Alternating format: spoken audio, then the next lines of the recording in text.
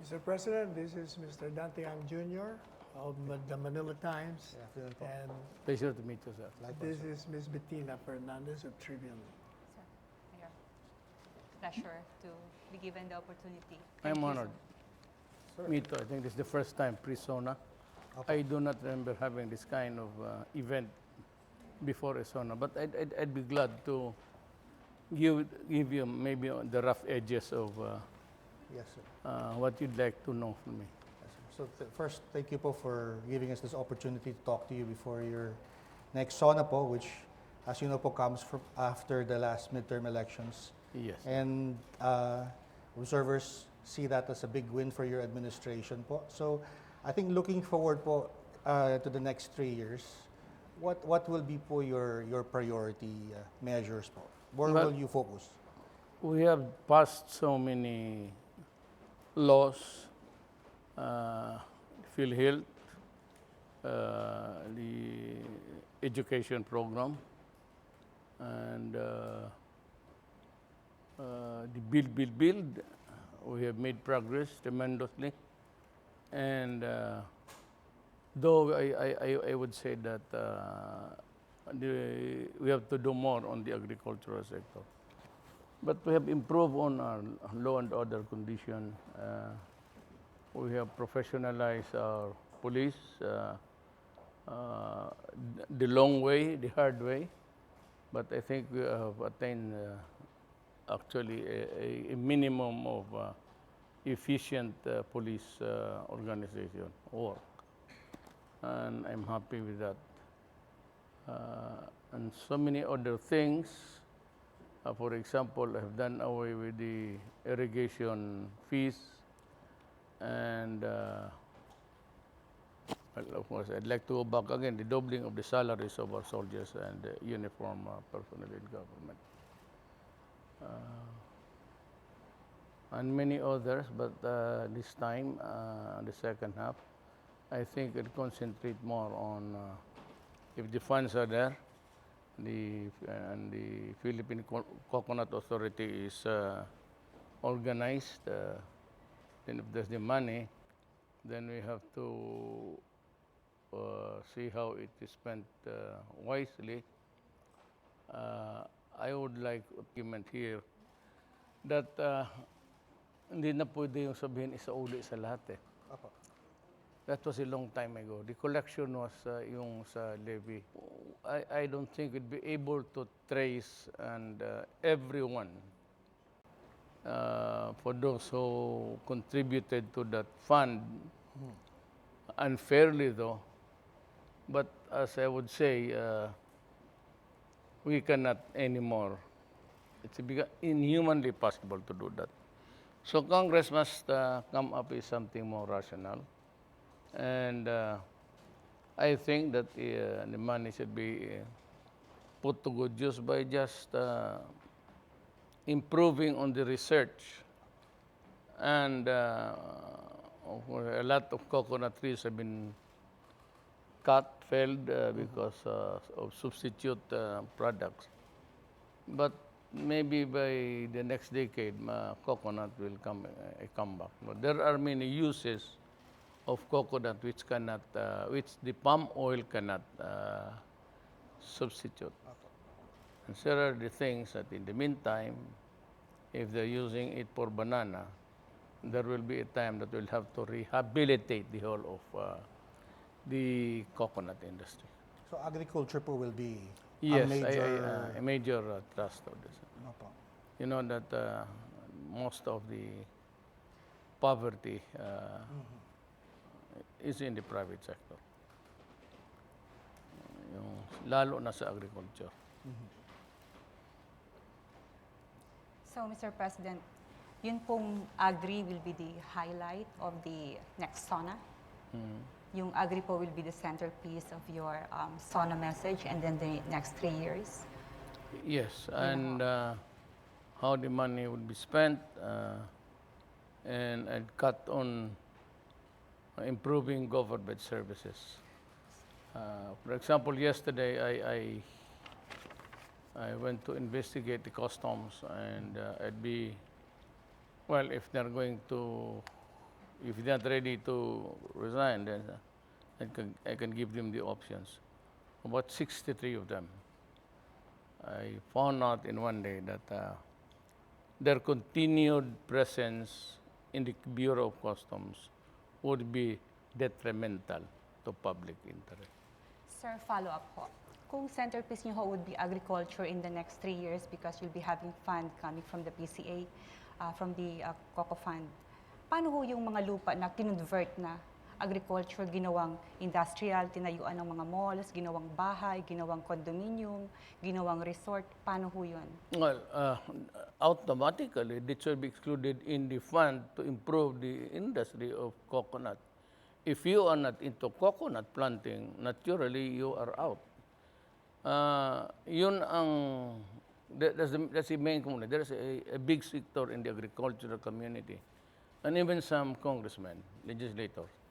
They are worried about the propensity of many people of converting prime lands, prime agricultural lands for commercial and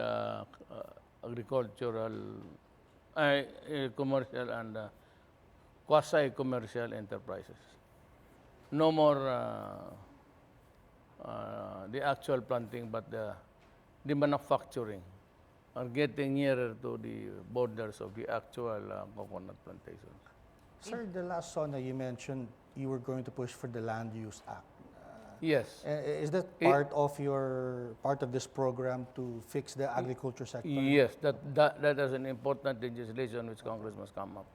The land use is very important, so that we know how much still can we afford to address a certain amount of hectareage, and whether or not we still can be a sustainable country by consuming what we plant. Although it's a long shot right now, I would say. Sir, will that be, kasama ho ba dyan sa centerpiece na yan yung luring back the people from the provinces to go back to agriculture? Kasi ho, nakita nga ho ng mga tao sa probinsya. That would be a good strategy. And other countries did it. We did it during the time of Marcos. And a little programs here and then by the DSWD and together with some people from the agricultural sectors. But unless we guarantee the ownership of the land, which I am pushing again for, we do not have the capacity now to buy. But for those people who are the beneficiaries who are still out in the cold for one reason or another, kasi ayong bitawan, I have ordered Castriciones, the DAR, to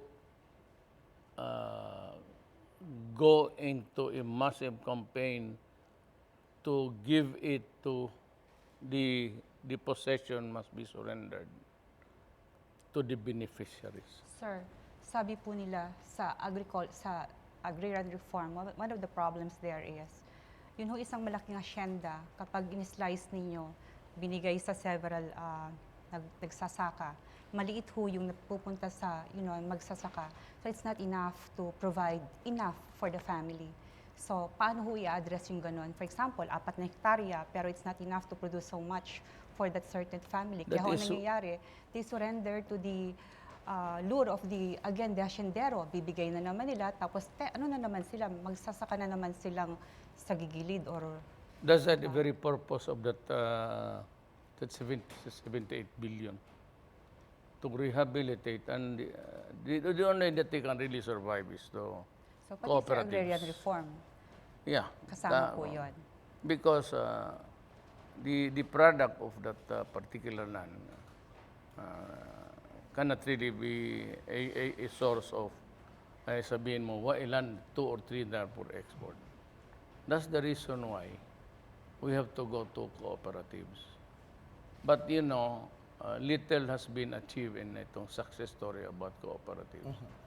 But I'd like government to bring back again the time when Marcos was president, for the land bank to go to the mountains and process the loans there. Yun ang gusto kong mangyari. At noon pa yan, inaapurak mo sila. But with enough money, and if it's really intended to be used for the benefit of the farmers, yung mga sa agricultural sector, then that money can be put to good use, I said. But it has to be supervised strictly. And again, you just have to adjust to something like corruption and all of these things, policies not followed. Ang mahirap kasi ipasunod dito, we start good. The program is good, but along the way it falters. Either through corruption or simply the money is gone. And that goes for cooperatives. This is not a new experience for all of us.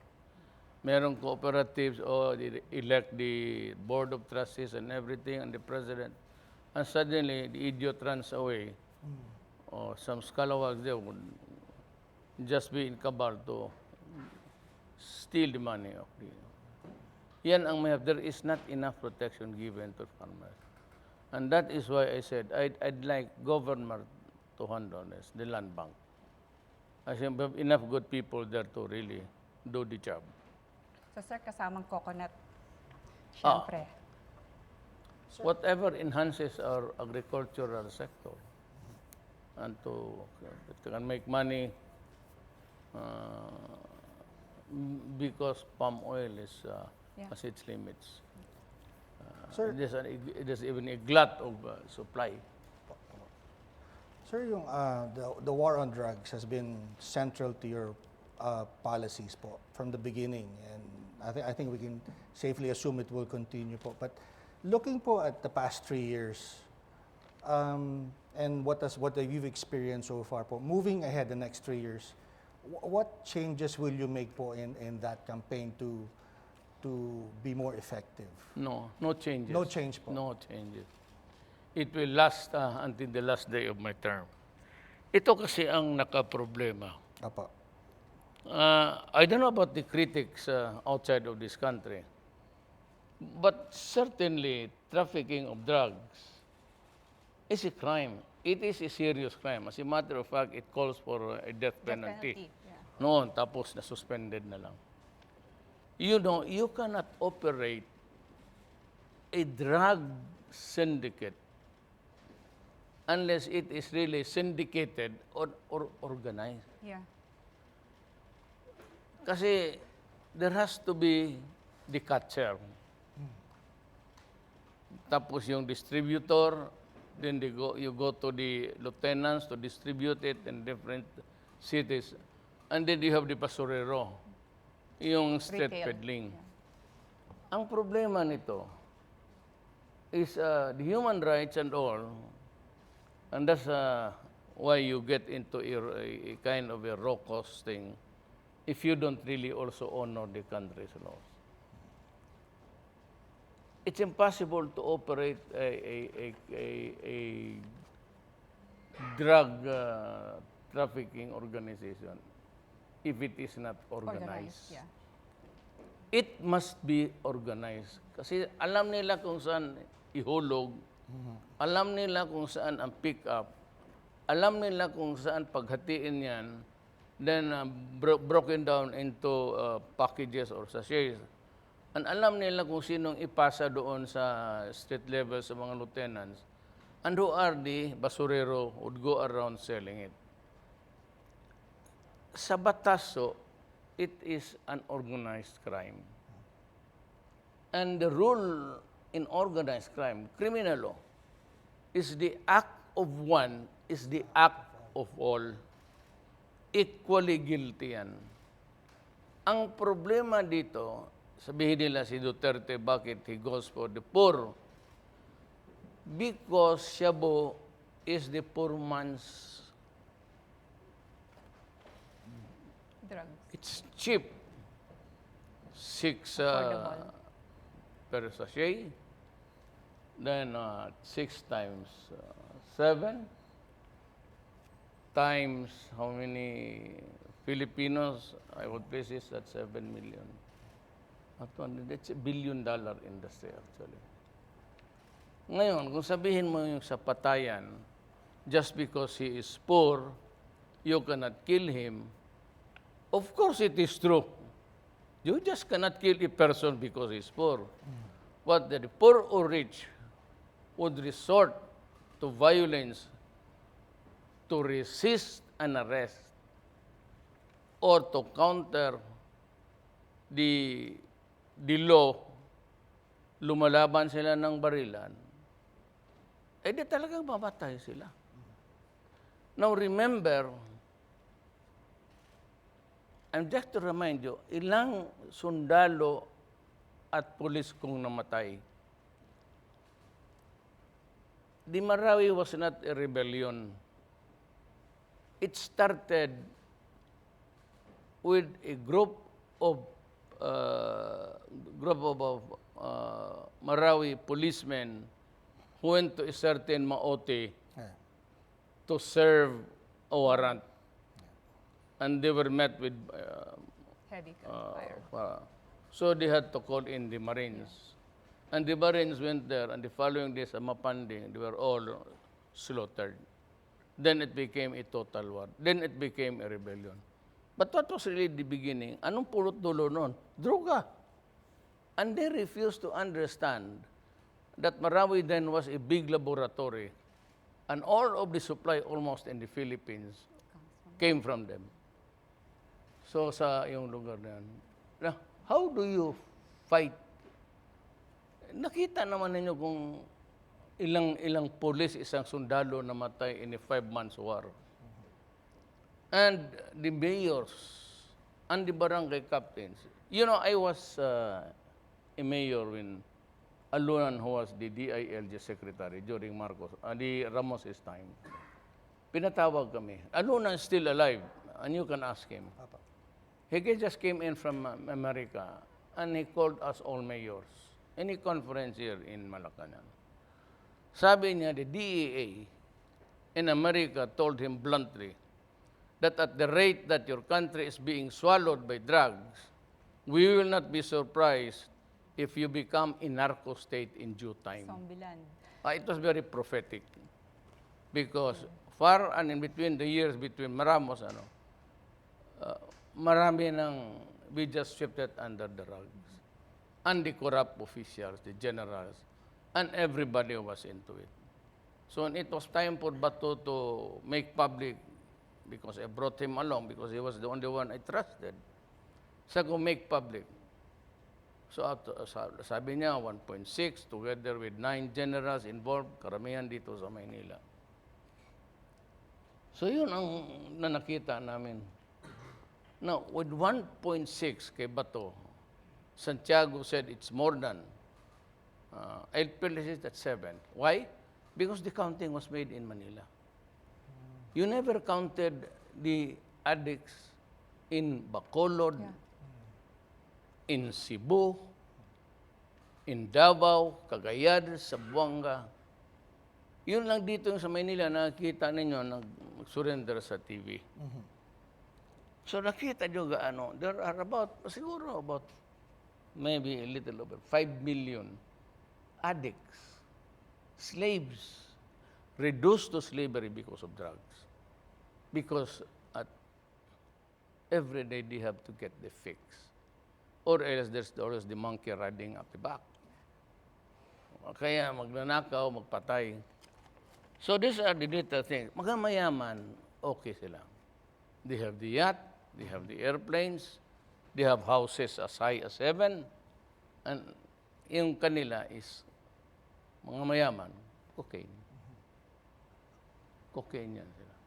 How would you rate po the drug war? I mean, with 10 po as, perfect and 1 po as least. So far po ngayon, how do you see it? I would say that our success rate now, because we have reduced, you can glean it from the reduced sa crime by 40%. I'd place it the success in about 5.5 to 6.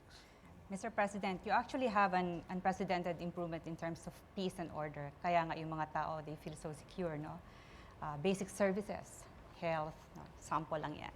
And then transport even, nag-improve ng husto. environmental protection, and revival even. Yung lahat po ng ito because of your political will and kind of leadership. Alam ng lahat yan. That's why you enjoy very high popularity rating and approval rating. Sir, yun pong sa Pasig, yung pollution sa Pasig, no? Meron po bang plano ang inyong administrasyon para ayusin yun? Kasi yung mga sewage, di ba, parang nangyari sa Boracay. Yung sewage hindi maayos na pupunta sa Boracay. So yung pong sewage ng Metro Manila at kung saan-saan pa, dahil hindi ho yata, hindi inaasikaso talaga ng mga water companies para ho napupunta sila talaga dun sa Pasig. Meron po ba kayong plano to rehab? It's a good question. Actually, when Singapore was rehabilitating their waterways, took them about 10 years. Sir, magandang Pasig. Very Well, ang Pasig, Very ma'am, scenic. ganito. We'll just have to turn the greater Manila upside down. Let's do that. Alam mo kung bakit? Gawin natin, sir. Gawin Most niyo. of the buildings here, and the ones known to the authorities, they go to a certain big pipe to be treated. But that has never been done. Even sa collection sa ating drinking water, there is an item there. Yes, sir. yes. Nagbabayad ho tayo, Mr. President. And yet, you know, Manila water, Yeah, and Maynilad. wala They silang don't. water treatment. They've been duping Yeah. the Customers, the people. public. Yeah. Yeah, sir. And for that long, if you say that they've been collecting for so many years, it would really amount to plunder. Nandito naman sa sitwasyon natin, maraming building dito sa lahat, fronting the river at the back. We have to ask everybody to provide a new system of sewer and sewerage so that they can collect the water in big pipes that would run and go to the And then treat, water sir. treatment. Yeah. We need, pati yung mga kanal natin, ma'am, Yes, sir. papuntang ano yan. Yeah. The end game there is that they would, to the lower level of the topography, they would go to join the marine life there. Exactly. So I would say that I'm not the one. You'll have to give a president something like 10 years to do this. And all the improvements that you want. Wala po bang pwedeng maitulong ang Congress to provide you with the ammunition so that you can turn it around and let's say the next 3 years that you're still with us?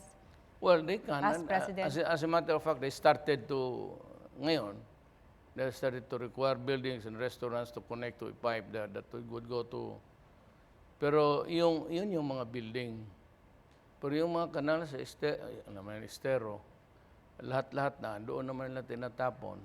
Sir, kasi galing kaming probinsya ako. I grew up with canals, with hito, na pwede mong hulihin Yung at kainin. kainin. Yeah. Ay, ako, So we're ganun. hoping na bumalik sa ganung panahon yung, with you, with It's, your leadership. It has been an ironclad guarantee Ah, that everybody else's waste would go to a certain pipe and be brought to a water treatment. That's being done in Canada. Yes. Sa Canada, yung water treatment nila, galing toilet and whatever. Yes, sir. Pwede mong Iniinom. inumin. Oo. Iniinom nila. Napunta ako nung pinainom, sabi ko, hindi ako mag-inom. Hindi ako mag-inom. Hindi Picture talaga. lang. Kasi sabi na, all of these waters that we collect from the bathrooms and everything, Yes. it's a one big lake, and you can just scoop water there and you drink. So, Mr. President, 3 in the years is meantime, very short. So, I Yun mean, ang pagkakamali yun- talaga ng Maynila, itong that's concept. I'm not blaming anybody, Opo. but whoever really insisted itong 3 years. Ako, I've been mayor, yung 3 years lang sa Opo. 23 years. For the first year, tatlong election ako bago ko na ibalik yung Davao. Davao is maganda na. can walk at night, it's quiet, no drinking, no smoking, no nothing. Pero gusto ko gawain lahat yan. Alam mo, you'll have to go into so many quarrels there and maybe charges in court. But the Davao people understood really what they wanted. But It's sir, not we what I also wanted. understood. Huh? The country understands because you have high approval rating, Yes, so but you can do it. yeah, we started with smoking. Davao at 12 is... Hindi yung sabi mo 12 o'clock stop drinking because they will order in advance. The best way is at 12 o'clock everything closes. Whether you have reserved one case of beer dyan, pagdating ng alas 12, wala na. I would have wanted to do it. But alam mo, iba-ibang kultura tayo. At sabi nila, it will kill really the business of Manila. It started by doing away with all of these things, drinking and the gambling houses. And considering the huge expense, the money that we need to run the country. Parang binabalance ko yan. But if you can have a president and give him 10 years, we will improve. Sigurado ako. Sigurado ako. So revolutionary government. Ayoko. But I leave it to the military to decide what is good for their country. Kasi ang military naman, hindi naman sila mainit. Okay. But they know now what's happening. Kagaya ng PhilHealth, kagaya ng Manila Water. Yeah. Alam na nila ngayon kung paano na-house yaw, andi kontra. I know these guys, they're well aware that they die for this country. At ganun lang pala ang nangyayari. So, a lot of them, because there are about 12 military men in my cabinet. And not because I want to ingratiate myself to them. You know, I don't have to do that. Elected by the people. Ang gusto ko lang sa military is, I can have the job done. Pag sinabi mo, tapusin mo yan. Boracay and everything. Roy Simato started. All you have to ask him is, kaya mo. And walang corruption. So, dito ako sa kanya. But I left them with a sentiment that or kayo, sabi ko. Sir? But ako, sabi ko pa, allow me to go out and you can have your way. And if you want a kudeta, fine, but let me know. Do not bring your armor there and your guns.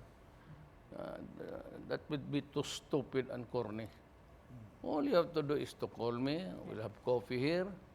And if you say that panahon mo na, wala kaming maasahan sa iyo, then okay, I'll step down. And so I would say that the decision of Marcos and ERAP not to allow a fight between his presidential guards and puro army yan pati, sila lang rin. Tama yan. When you're no longer needed, you do not call your army to fight the army. They would be fighting among themselves. And some would maybe just do it out of plain because of the oath of office. But that is not necessary. So are you saying po that they should be given a greater role in your government po over the next 3 years? Either Yes. in cabinet positions or Most of them elsewhere are po? military Apo. men already. And I find it that I do not have to deal with wala akong sa bureaucracy sa Philippine civilian sector. Ang problema nitong bureaucracy is they take too much time. Yeah. Tapos Forever. along the way manawawala yung pera, kasi ganon, and so many excuses.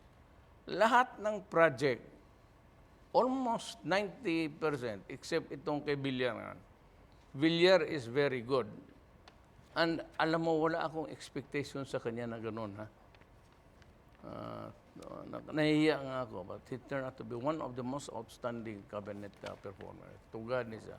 How many airports na mga magaganda ngayon? Tugad eh. And the long roads in Luzon, it's bilyar. And when the connectors are, you can travel sa taas na lang. Leave edge sa baba kasi wala ka talagang pag-asa. So, looking forward, how do you want people or history to look back at your presidency? What kind of legacy do you want to leave behind? And you only have 3 years left po in your term now. Alam mo, may ano ako. It might be a soul-gripping attitude or an attitude that's not. Do you know that I do not accept awards? Maybe because I never had any award anyway during my student days. Sir, meron kami. Mayroon hanggang 75 lang ako eh. So nobody really cared to mention my name even. But I do not accept awards. At ang sinabi ko, I am a worker of government and I serve the people. I am paid, period. Nakukurnihan ako ng mga awards. Ayaw ko. Okay. And even during the Boracay opening, I was supposed to go there. But when I saw the bantings and the banners, salamat, Presidente Duterte, sa ang loob mo, gano'n. So, the day before sa TV nakita ko, sabi ko, because sa staff ko, hindi ako pupunta. Kasi nakukurnihan ako sa mga, ayaw ko yung gano'n. I'm done with these accolades and I've been a politician for hindi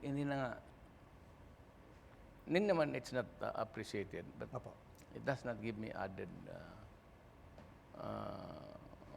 But how do you want to be remembered po? Well, I just remembered as a worker that I passed there and I did my best. And if my best was not good enough, then so wala akong magawa, yan lang kaya ko. Sir, what's your long-term strategy on China? And I think that the trick part po is, how do you pursue an independent foreign policy po that's also independent of the U.S. with regard to the China and West Philippine Sea issue? Well, let's start with the United States. Apo. Historically, wherever there is a trouble,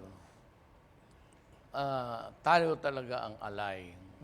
Whether it is in the Middle East, you are asked to contribute. The driving force behind that is really not the United Nations. Inutil naman ito United Nations eh. Wala namang ginawa yan. Dapat sarahan yan. Itong because we are friends, we have this RPUS treaty, mutual defense, and we have been very close. Okay ako niyan. Pero yung sabihin na may gera doon, then you ask a Philippine contingent, we send.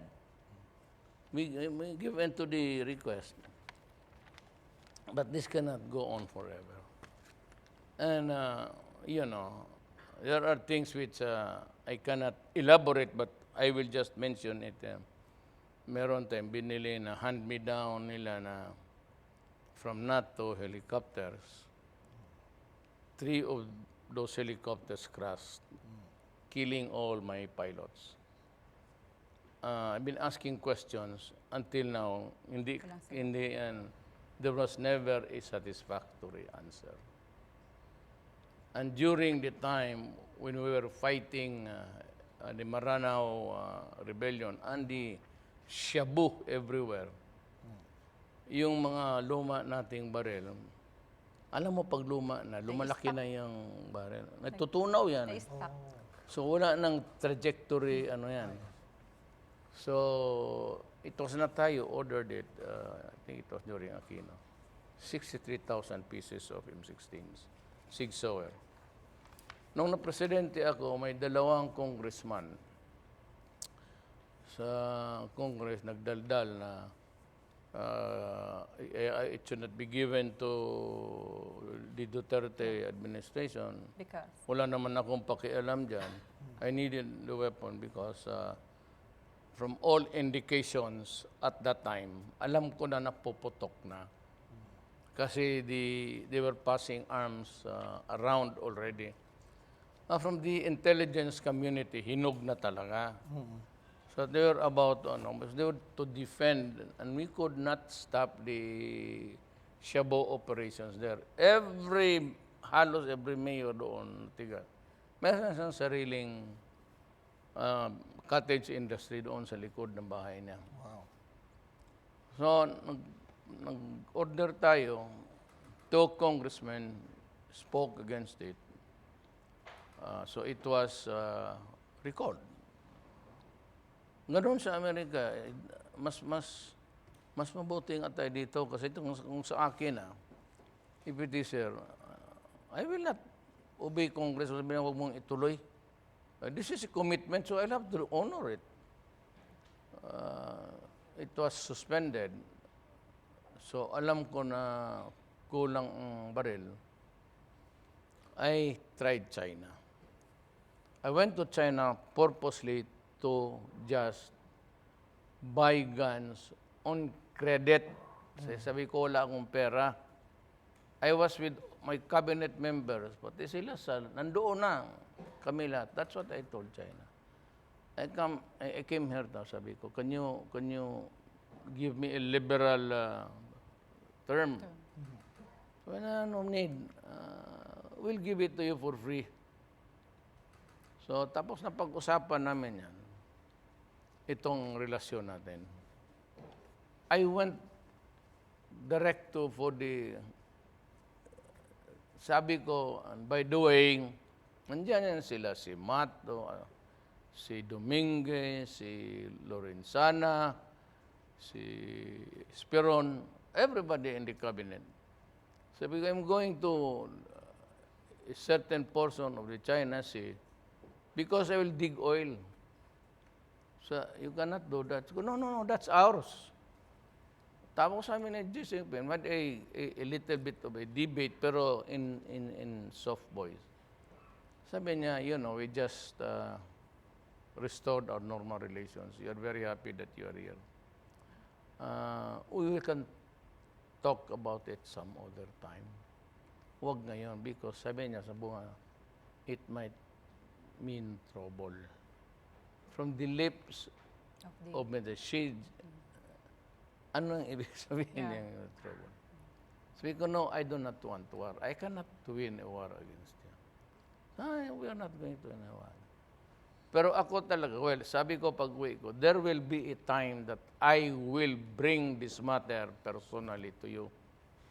Ang sa idea ko, when they start to dig oil. And when you see it, Mr. President? Malapit na siya but it was naputol kasi there was Irocos again, itong banggaan. Alam mo, nung sinabi ni President Xi Jinping, we can even give you 60-40. 60 inyo, 40 amin. I was so happy. Yeah. Yun ang sinasabi ko one day. Because China is in the possession of the China Sea. He is claiming the entire ocean. The first nation ever to do that. And I'm still wondering how it can be done. They just claim the entire ocean. Tapos sabi nila, beto yung sabi, binabantayan ko kung yung oil. Yung nasing na sa oil, nagsabi na ako sa ambassador, what's your plan? As I've said, that's our oil. No, we can always agree. Sharing or you can have a 60-40. Di maligaya ako. Kasi wala. Ang gusto kasi nitong si Carpio et al. Is gusto nila akong pumunta doon. They've been baiting me na pumunta doon to stop them. How do I do it? They are in possession of China. They have built military garrisons and some missile sites there. Now, when did this start? About 8 years ago. Was it known to everybody? Yes, including America. Sa newspaper natin, in all of the newspapers, meron tayong satellite photographs provided by the free countries anyway, France, Britain, that there was something brewing, civil wars going on. Sabi nila, ganito lang. Since we cannot stop them, I thought that since it is a violation to build an artificial structure on the ISIS, bakit ang Amerika na mayroong Seventh Fleet, bakit hindi niya pinapunta doon sa sabi niya, hey guy, you cannot do this. Stop them. Why did America and the rest of the Western world, France, Britain, talagang nag-bloom into something, a settlement, then an airport, then a military complex. Ngayon, ako ang gusto nilang pumunta doon, ito si Carpio. You know, when did we lose China? We lost China, yung may impasse doon. We were there physically. Yes. China went there. Yes. Then may standoff. Yes. Then Albert, together talking with his American counterparts and Chinese, pumayag ang gago Yeah. na mag-atras tayo. Correct. Sabay atras. Ang problema, China did not honor it. Nag-atras ang ating Navy, umuwi. That day, we lost desperately. Hindi na sila umalis doon eh. Tapos, itong gago, itong Carpio et al., ako pa ngayon ang iniipit, hindi man ako ang nagbigay kayo. So, nagpahal sa arbitral ruling. So, what's the use of arbitral ruling kung nandyan na sila? Kung pagkabagbaha, you claim the house, but the house is already occupied by somebody else. Tapos pumunta ka doon. Ganito eh. Do you know why it's in hotel? Because yung United Nations, the International Court of Justice, hanggang ruling lang yan, alam nitong mga bugok na itong justices, Hindi enforceable. they do not have the enforcement body. That's true. Hindi kagaya kung manalo ka dito, punta ka sa judge, the sheriff will order, place the plaintiff or the winning party in possession of the property. Who's gonna do it? Wala. Amerika, yun lang, yung mga overflights niya. I am making the suggestion, okay? I'm telling China, sorry, I am now calling and invoking the RPU's pact. If they say it's an aggression, I'm telling China, you are an aggressor. Magpunta kami, lahat ng 7th Fleet, Padala doon. put it in array there, pati yung Navy ko, and I will ride on the ship Of the doon sa Amerika. Kasama ko si Albert, si Carpio, si Morales, yung mga tigas. Para unang putok, sasabog man talaga kami. Ako, I promise. Pagkasabi ng Amerika, okay, let's go. No, I'm telling China now, this moment, if America would go to war, I will join America. Provided yung, give me the arms. The 7th Fleet should be there. Tapos kami yung mga, the ever so, not the other, they aren't even the skeptics. They are the, kita mo naman. Mr. So President. the relations have been with China has been stable, largely because of your foreign Yes, policy because initiative. Sinabi ko man na, I've been frank enough that I cannot win a war with China. Apo.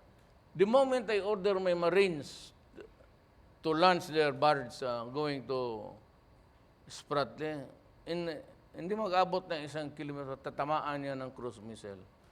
You know, their fastest there can reach Manila in 7 minutes. Wow. You want a war with China? Pero kung gusto yan nila, I'm putting China on advice. I'm awaiting word from the United States that if they're willing to go to war, to drive you, then I will do it. Now, there is an argument which I will talk about when sa SONA na. Sir, merong sinulat yung dati yung spokesperson, si Attorney Roque. Nasabi niya na ang ponente dati ng isang decision si Carpio, na ang decision, ang tama daw, dapat daw ang sundin, kasi nag-file siya ng motion, ang dapat daw sundin is the treaties mas ano daw yun, mas superior over the constitutional details. Pero dito sa case nyo ngayon, ang sabi niya, the Constitution is superior over the treaties. So, ang masasabi niyo doon, parang lumalabas. Kaya pagbigyan namumuliti ka ko lang sila. siya. I am now asking the 3 or 4 of them to meet me anywhere. Tapos I will ask now the America to prepare. I'm invoking now the RPU's treaty or whatever that we will start the war. This will put China on notice. So they will also be prepared. Sir, going back to Mindanao, no? Sinulat din ng isang kolumnista namin yung tungkol sa Mindanao. Kasi usually, kahit dati pa, pag merong konting problema dito, sasabihin, padadala ko kayo sa Mindanao, papatapon ko kayo doon. Sabi nung isang kolumnista namin, isn't it that the least deserves the best? So parang instead of sending them to Mindanao to punish those who are, probably misbehaving from here, Metro Manila, di ba? Which is the center of all action, sabi nila, bakit hindi ipadala sa amin yung magagaling para matuto kami at sumunod kami ng tama? Sabihin mo ako dyan sa mga police. Sir, hindi sir. Ang sinasabi. You know, when I took the bar and passed the bar in 72. In 73, 74, asawa ako. I was a fiscal. Kulang talaga ang kinikita ko. So I had to teach police academy. Criminal law, criminal evidence, criminal procedure. Ito mga police na ito, kung na-assign ka sa aking lugar, hindi ako magyabang. Mapabait yan. Putang ina, binagbariling ko talaga yung mga gagong yan eh. Pero dito, kung bakit ko ipadala sila doon, ang akin baka sakali mamatay ka agad. Okay, now we know. Ito. Wala mang inutil itong mga gago na itong walang ginawa kung hindi maghingi, mag-extort. Okay. Kahit bigyan mo ako sa Davao ng gano'n. You have to know. May investigative journalism, pumunta kayo ng Davao. Ganon talaga ako doon. Sir, follow up. You stop. You do not stop, then God will stop you. Sir, follow up. Tungkol po dun sa corruption. In terms of reading, kasi isa sa pangako ninyo yan bawasan, eliminate ang corruption. In terms of reading the entire bureaucracy of corruption, how far have you gone, you think, in your own assessment? Well, I think that I have chosen one of the best. Half of my cabinet are military men. And I knew them since back when they were nakilala ko na yan sila kasi na-assign ng Mindanao. But as mayor kasi and as the regional chairman of the Peace and Order Council for so many years, as a matter of fact, almost of my mayorship days, we get to meet and yung iba na-assign sa lugar ko sa isang kampo located in Davao. The Rosario was also the task force Davao. And everybody else, nakiibigan ko yan sila sa trabaho. And they work for a time, however short, nakilala ko. And so these are the men that I choose. Onion, kasi talagang honest. So I would say that pati itong mga civilian sector dito sa kabila, kasi magharapan sa cabinet, military ba ito? I think I've chosen ganito yan huwag ka lang mag-corrupt. Walang corruption sa baba. But if I start to ask money, everybody will do it. Kasi sabihin mo nila, ikaw lang pala ang gustong mayaman. Kami mahirap. Kaya, ganun yan. So, 1/3, 1/2, 75%? Ang corruption. Yes, you have read the bureaucracy somehow? Dito sa corruption, madam, talagang nag-surrender na ako dito. This prompted me to resign. Or many times, I uttered that I am sick and tired because I cannot cope up. Hindi ko mahabol ang korupsyon sa Pilipinas. Every table dyan sa gobyerno, hindi naman lahat, kung hindi ka korap, huwag mo akong pakinggan. Korap, clearance, 3 days, 4 days, pabalik-balik, yung mga ganon. 3 months. Tapos yung they sit on the papers, Yeah. pabalik-balikin mo yung tao. Kaya there's the Office of doing business Ease of with doing- this. Yes, yes, yeah. Yun na doon ko na lang I'm giving the directors only 15 days. And the cabinet members only 1 month.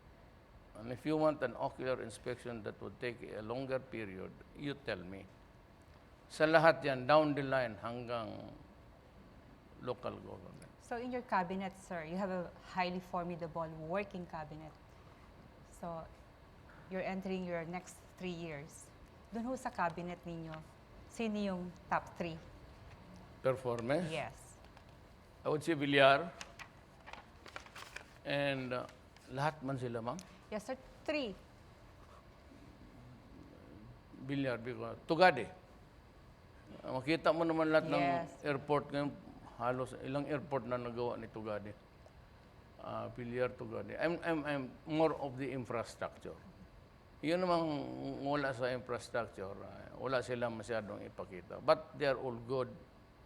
And they have to accomplish their mission that I gave them. The third would be si Lopez sa DTI. yung small scale. Yeah. Sir? Yung iba, katabaw rin. Anyo is doing a great job sa local government. Sir, how do you protect the reforms you've made so far? I mean, sabi niyo maraming problema, but you've made some gains. So, looking forward, sir, how do you protect the progress that's made? Are you in favor, for instance, of maybe your daughter Sarah running for president after you? No, I'll give you straight. I've told my daughter not to run. Apo. Not to run because walang maibigay sa iyo. Personally, sa pagkatao mo, wala. Sir, but if she gives it a shot, Hindi, bahala siya, basta ako. what's your advice? One advice. No. That's the advice. No. Kasi kung honest ka, you do not need to be president to be more honest. Or if you are corrupt, you need not go to the presidency to get more money. Ganun lang naman yan. Pero itong sa akin, I'm not saying anything. You judge sa history. Ako, I do not allow transaction. Yung mga papel, dokumento yang involving public funds, MRT contracts, reclamation. Wala ako sa. Wala ako dyan. I do not allow it. Kaya kung dukutin mo yung bulsa ko, pag alis ko dito, Walang wala kang laman. makuha. Ganon talaga. And you can ask any of the... Wala yung mga kontrata mag-sign, mag-initial lang. It begins and ends with you. If it is a DFA, si Teddy Boy, funding, you ask for it, they'll give it to you, bahala kayo dyan. Ganon rin sa lahat ng opisina. Sir, if you could choose your successor, would you have some names in mind? Ayaw ko kasi magdamay kasi Apa. dumaan ako dito. Kagaya namin, ako 74. Ano man gusto mo dito sa ano ito? Pera? Ipabaunan ka ng isang truck. 74, 75, 76. Lahat na ng sakit nandyan na sa akin. You name it, nandyan. Cancer of the lung, cancer of the liver, pancreas, cancer of the kidney. Nandyan na sa akin lahat. Cancer of what? Cancer of the heart, cancer of the brain. Just to emphasize that. Tapos, ano bang makuha mo dito sa trabaho ko lang dito? I received 200. Magtanong ka dito, tanong ka sa budget. I never signed anything more than 200 pesos. That's my salary. Remember, I have 2 families. Tag 100, 100. Kaya ako wala. Butit na lang, libre kain, libre opisina. Pag-uwi, wala. Those things are personal. Pero kung sa may extra money, tsaka, pag presidente ka, you get to be not insultuhin ka, like the likes of Trillanes, yung mga they go for just numero uno namang mga tulisan. Pag ganun-ganon ang mga magdalo, they're all kalawag.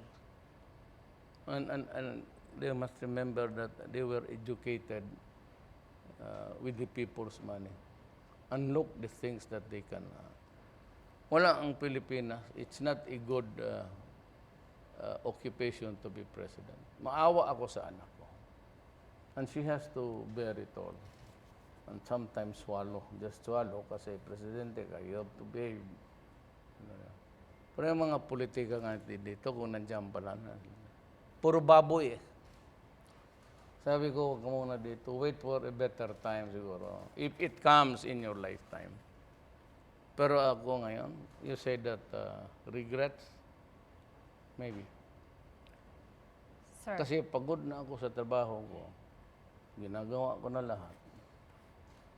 Hindi ko, I do not accept, sabi ko nga yung mga high praises, I don't need it. Because I know that I can. Hanggang dyan lang rin ang trabaho ko. Kaya grabe itong mga politiko lalo na pagdating nitong nila Trillanes. Ang mga baboy ng putang ina. Mahirap.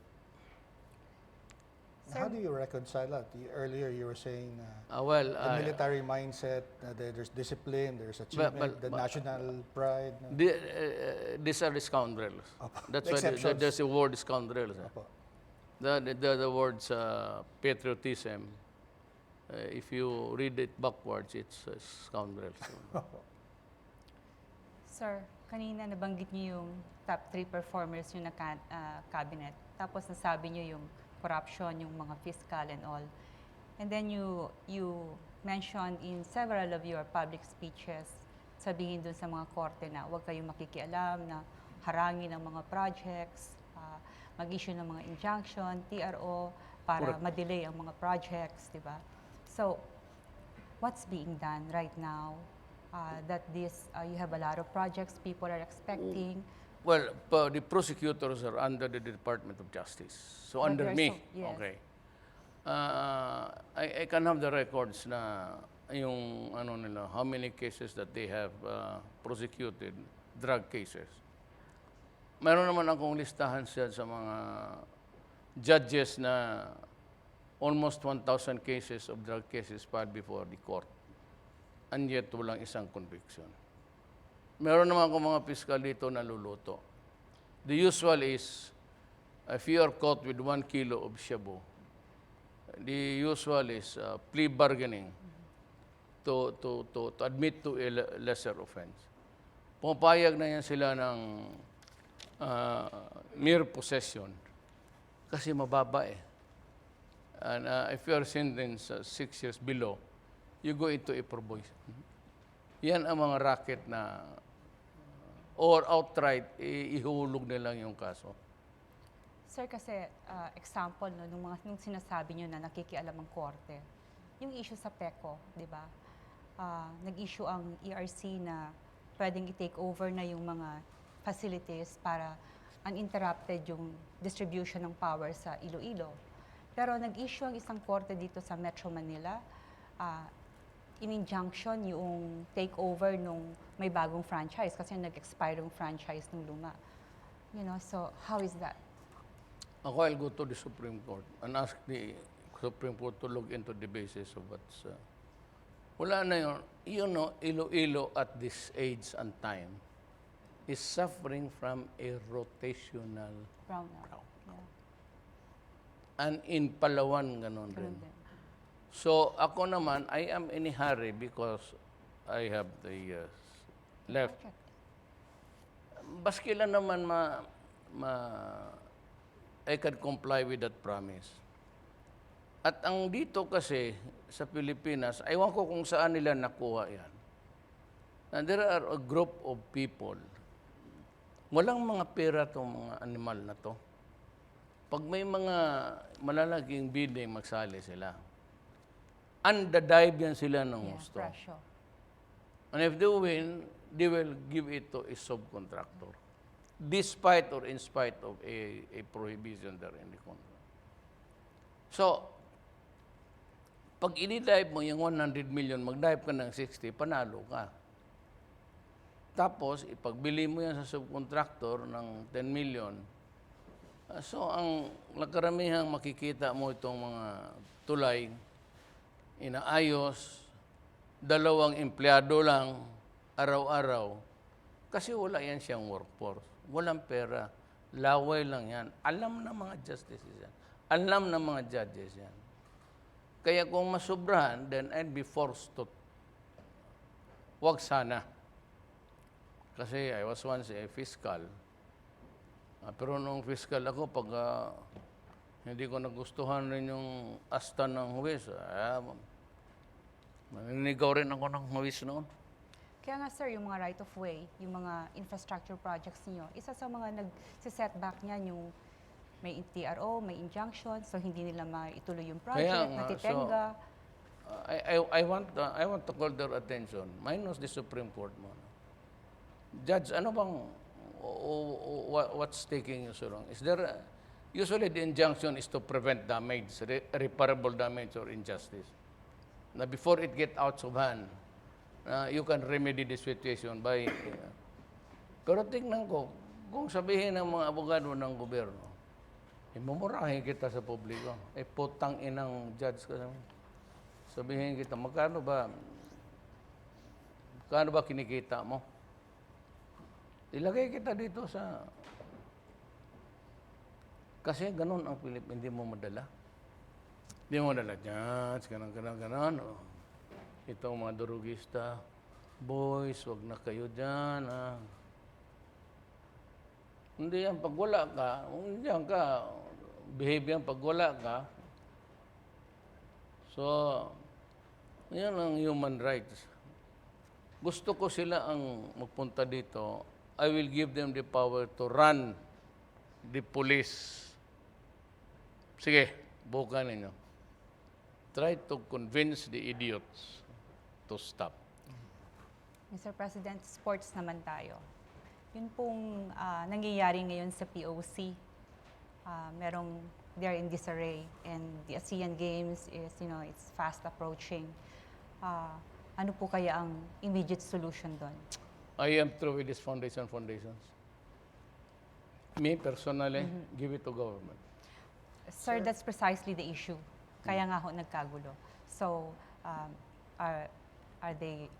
I to presume that it will be given independently to POC to handle it instead of FISGOC, a foundation, which was just recently created? So, ibig ko bang niyang sabihin talagang free hand ng POC to proceed? Yes. It should be it should be the government to be the most interested winning the medal. Yung foundation, panggulo eh. So, alam na... So many fingers dipping on this. Not necessarily corruption or money. Gobyerno na lang, para isa lang ang... Kausap. Bitayin ko kung matalo. Kung wala tayong isang medal, wala po tayo.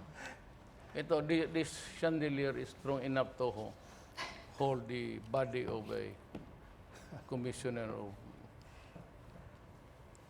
So you have this effect of confusing people. Your critics have very harsh things to say about you. You call them scoundrels, for instance. But and yet your satisfaction rating is very high.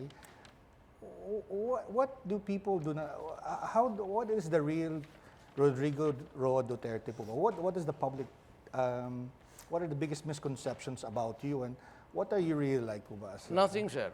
Apo. The only problem is that I brought the mayorship into the presidency. Apo. and including yung ugali ko. I never sorted out the bad things that I can say or I cannot say because I'm already the president. Wala ako, yung mayor ako, kung potang ina ka, litse ka, papatayin kita dyan.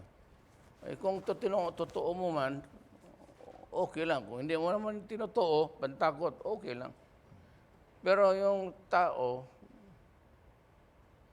alam nila na galit ka at I never, ganun ako pagka-mayor. So I have this own universal identity. I cannot go out of the Rodrigo Duterte that I was and I am. Bahala na sila itong mga the elite 400 of society. Ito yung mga ano nila na bastos itong presidente. Eh, basta-basta lang ako may ginawa. At sabi ko kay pinutang ina ko si Obama, ay dapat naman. You know, when you are the chief executive in the nation, you do not, by delikadesa na lang rin, do not criticize me in a public interview, yung mga ganong press conference. Obama did that to several leaders. Kayo sabi ko, if you have a complaint, Obama, bright ka man kaya, tangina mo, pumunta ka doon sa United Nations. Then file the charges there or your complaint, have it heard, and if it requires the resolution of the Security Council, go ahead. But do not criticize us or slander us or ipahiya, put us in humiliation by chastising. Putang ina, sino ka? Just because you're the president of... Kaya sabi ko, you're son of a bitch. Ito namang mga media, pagkalabang ka, they would... Men judge best when they condemn. You must remember that. So, yun namang, yung ating kasing son of a bitch, ang ating talagang the nearest that's near to our is putang ina. Kaya kung magalit ka, pati ang dinagda son of a whore, gano'n. Which was not, hindi naman, talagang gusto ka lang nilang ipitin. That prompted me to be more vicious and toxic sa language. Gusto ninyo talaga. Kasi makita sa son of a bitch, sa son of a whore. Talagang sinasadya para lang to put you down. And even itong mga media, itong mga kritiko. Kaya gusto ninyo, putang ina ang babaho ng... Babastusin talaga kita. Because that is my only way. I cannot express it in other way. Banatan mo ako ng banatan, banatan mo ako ng batan. Gusto mo nyo kayo lang. Nahuli ko sila doon sa Bikoy. Nahuli ko sila doon sa... Of course, it's illegal. Nahuli ko sila sa... I cannot use it in public as evidence because ngayon, sabihin nila, the hearing it is illegal. Paano illegal? Akala ko makinig ako doon sa music. Nailagay ko doon sa yung... Nilagay pala doon tape recorder na...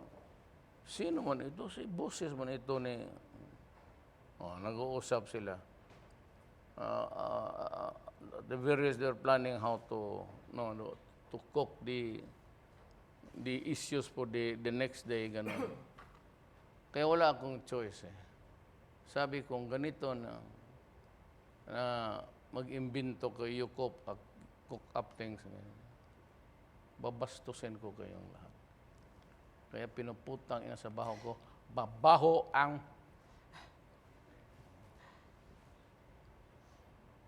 Totoo naman. Gaganunin ko talaga sila. O yung iba dyan may mga boyfriend, pinaka-ano ko, sabihin ko yan, ikaw putang ina mo, kala mo pauwi ka ng gabi, patapos kala mo sasakay ka ng ibang sinasakyan mo, iniiwan mo yung kotse mo dyan sa studio. Tapos babalik ka ng alas 4, pauwi ka na. Tapos pala, nag-chuk-chak ka lang sa boyfriend mo. Mr. President, you have become a leader to reckon with in the world stage. Sa ASEAN, in terms of influencing the foreign policy and the direction of the ASEAN policies, gaano ho kalawak ang ating impluensya ngayon? Well, in the ASEAN, they're happy when I'm there because talaga nagbubuga ako. Nagbubuga ako against China, then nagbubuga ako against the Americans. Ayan ang ano ko.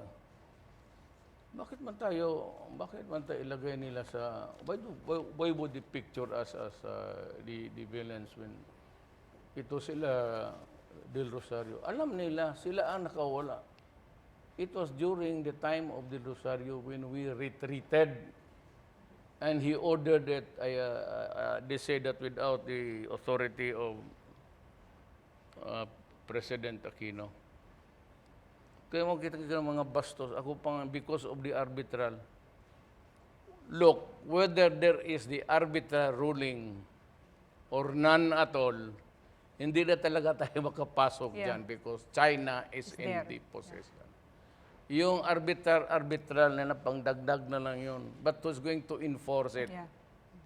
So it makes it more, how would I explain? Then naman, to put it mildly, it puts more incongruity sa posisyon natin. We have an arbitral ruling, we want it, but we cannot have it. Because we do not have the power. Now, assuming that it is China who is not the owner. What can we do? And besides, I will expound it more thoroughly. Itong arbitral ruling, sabi nila that I have violated the Constitution. Sawa ng Diyos, hindi. Because in that mga arbitral rulings in the past sa yung clause, itong away ng boundary sa economic zones, there is always that traditional fishing rights. Before the nations were banded into one, ang civilizations, they were already all around the world yan. And they were there fishing, that is their Common traditional. area. Yeah. So hindi ka masabi from here up to there, tapos masagasaan mo. There is an exception. That was what I meant. It was no, wala naman, it was not a trawler, it was a big bangka, kagaya sa atin. So, ang tawag niyan sa law, mga abogado, we do not call it a maritime accident. It's always a maritime incident which has to be investigated. The word itself is neutral. Incident. Maritime incident. It is only after you have convened a marine board, tapos that the evidence are there, and you can make a reasonable conclusion that one party was really guilty. Itong mga to, ayaw gamitin. Tapos yung isa, constitutionalist daw. Itong sinong kalimutan ko. Putang ina mo, anong librong ginamit mo? Mas bright ka pa sa akin. Alam mo itong mga unggoy na to, kung bright pa sila, sila yung nakaupo dito ngayon. Kaya sila hanggang kantsaw lang, kasi hindi naman talaga kayo manalo. Kung kayo manalo, baha ang Pilipinas na droga. On that note, Mr. President, is peace achievable under your term? May 3 years pa ako, ubusin ko itong mga putang ina, ito mga sabihin ko sa iyo. Ubusin ko talaga ito so that the Filipino will be freed. It's a crime. You know, how could I be wrong when I say, I will kill you if you destroy my country? flooding it with drugs, making inutil out of my children, making them slaves to a chemical called shabu.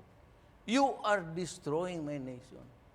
The moral fibers of my Society. young people. Yeah. I have every right to kill you. Baski sino dyan, America killed Bin Laden because Bin Laden was an enemy. Ang enemy ko dito, but they afforded Bin Laden with hearing there? Mabuti pa dito. At least, medyo pareha rin siguro, pero tangina, sabi ko, this is really, my, stop it. Do not destroy my country. Bahala na kung wag lang yan. Kaya yung mga pulis, pati lahat na, pumasok kayo, wag, pulis ka, papatayin kita. Sir, for my last question, I heard you work late at night, and we've started tonight's discussion with the Coco Levy. We talked about corruption, drugs, and China. What's if you could name one issue po? What would be the issue that literally keeps you awake at night po? Yung tao, yung mahirap. I've always been looking, you can ask any cabinet na, give me something that would enhance. It does not end in feeding. Kasi pwede mo ibigay yung lahat ng NAP na in-import mo. But how really to raise the life of the... From poverty. Ang ano kasi ma'am, ang gauge kasi ng pag-angat ng bayan is that you're able to build a strong middle class. Not really very strong, but out of some, magkaroon ng ano. That's an economic riddle dito.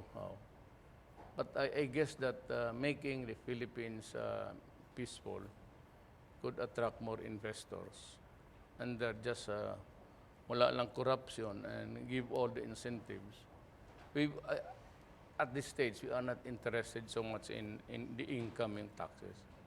But we should be more concerned of how many people are employed and that they can bring home. Kasi ayaw maniwala nila ma'am na galing ako sa mahirap. Itong mga cynic, itong mga babae dyan, they think that somebody should do an investigative journalism also. Wow. Galing ako mahirap. Galing rin ako na demolish yung bahay. Somebody said, we arrived there in 1950, Davao. And it was 1950, imagine Davao. Just then half of that was really a forest. 1950, wala pang asfalto, wala pang semento. But over the years, but yung mga tao, nabibigyan ng Panginoong Diyos ng break. Kaya bakit ko sayangan? Sabi ko nga na, wala ba maibigay sa iyo? May nakita ako sa Davao, mga mansyon. Nag-asawa niya mga anak nila, naiwan na sila doon sa Amerika, namatay sila bago 3 araw. Kung hindi mga muy, hindi malaman na patay na pala sila. What? Mabuti pa, itulong mo na lang sa... Kaya dito, baski noong mayor pa ako, sabihin ko lang yung prangka-prangka. I do not accept gifts. I return it. Nung lalo ng fiscal ako kasi quasi-judicial. Okay, Thank you very much. that ends Mr. it. President. Thank you. Salamat po. Anong